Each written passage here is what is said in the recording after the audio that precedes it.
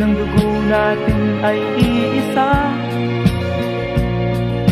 Ano ka man o kaya ay Pilipino, Hapon ka man o kaya ay Ruso,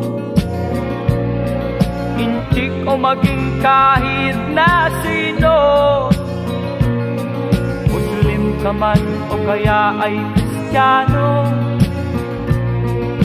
mayaman ka man o kaya ay mahirap, ito'y di sukatan ng pagkatao.